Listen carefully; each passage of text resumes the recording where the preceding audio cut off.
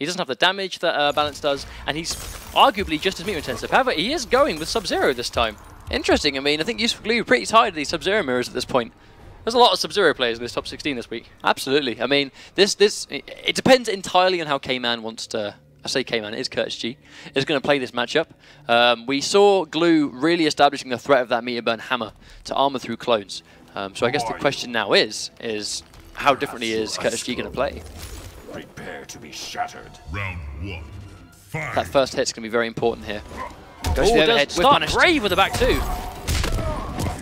Unfortunately, drop from UsedForGlue, but he does manage to bag himself first hit. And he's really just not letting that clone come out. He's not anywhere near interested in letting Kurtis G set up this corner pressure. That down 4, getting such good mileage, keeping him just locked down with these strings, but Kurtis G getting that really, really important jump just to save himself from the corner. Oh, unfortunately, does whiff the ice clone, ice hammer, I should say, but just like manages to bag the back 1-2. Oh, goes to overhead hammer. Good read on the armored wake up, but doesn't quite get the punish, but he will this time. Here comes UsedForGlue. What's the combo? Goes to the neutral jump. This will be a full convert. Hard knockdown. Interesting use of meter. I mean, in these situations, you normally want to conserve your bar, but you know, working out for him so far. He has really smart from Kurtis G to walk under UsedForGlue to really reset the corner position, but does eat the armored hammer. But you have to respect that as an option. You have to respect the armored hammer when he gets bar.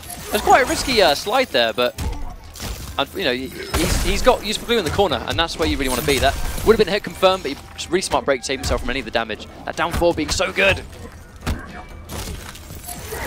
UsedForGlue being patient again, just picking that spot. Both players, especially for the back 1-2, UsedForGlue really good use of the throw. And there's the hammer once again.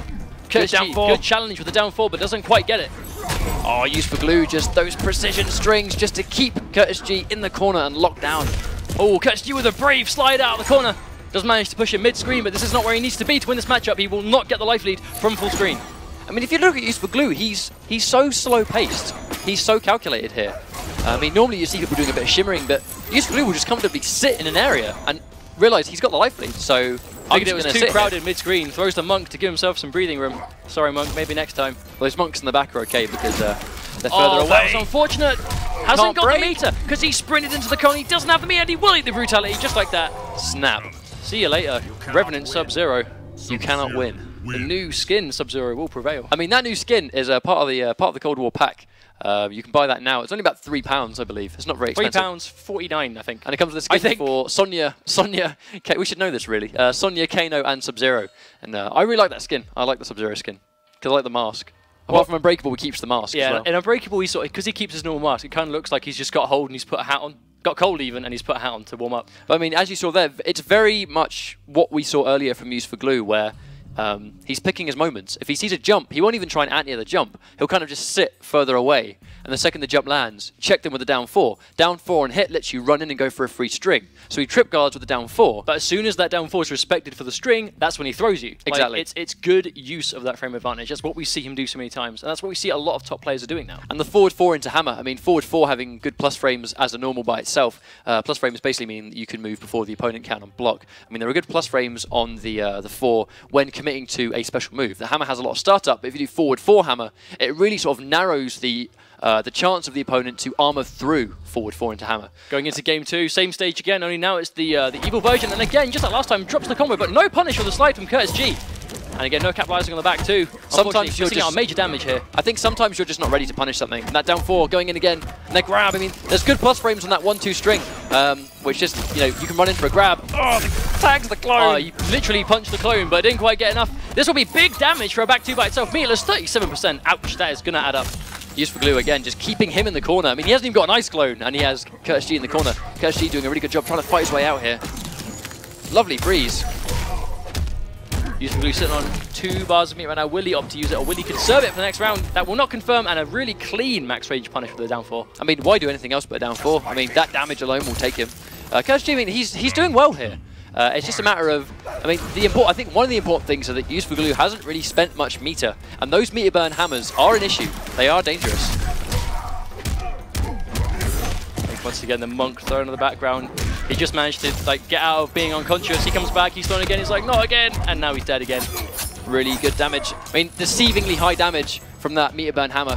Both players watching out for some kind of armor here. UsedForGlue is making really good reads on these meter burn ice bomb wake ups. Oh, wow, the clutch juggle. Just like that, catches jumping. Gets him in the same situation. Oh, frozen. Wow. Unfortunate for UsedForGlue. Wake up throw. Good tech from Kurtis G. Wasn't quite ready to get it, though. Are we going to see the 1-2 into hammer? Oh, good punish. Doesn't quite get the punish on that. Unfortunately, tries to do forward 2, I think. Once again, Kurtis G knowing that's a really good defensive option when you're cornered. Oh, meat bun hammer. Opts not to break, or did, no, that hit. No, he hasn't got the break. I'm looking at the wrong bar. That is my bad. Mirror matches, ladies and gentlemen. Mirror matches. It is the hard to call. I mean, that was a bit, there's no denying, that was a bit of a scramble at the end of the game.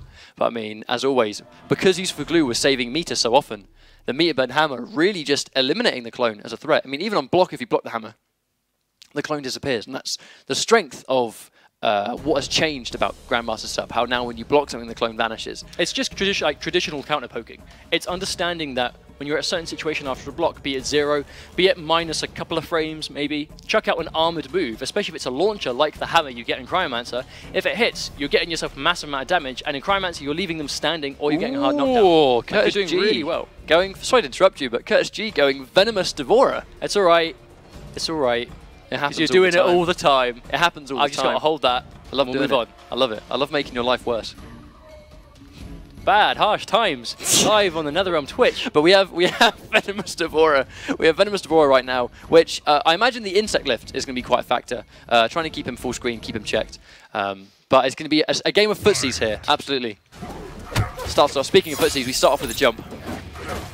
Let's go for forward 1. Really good string for especially Venomous Devourer, but he does eat the armored hammer. This time he will not drop it, and he will bag the full 33% damage. Oh, interesting read there. Venomous, obviously, when he lands those overpositors, the damage over time does become quite significant.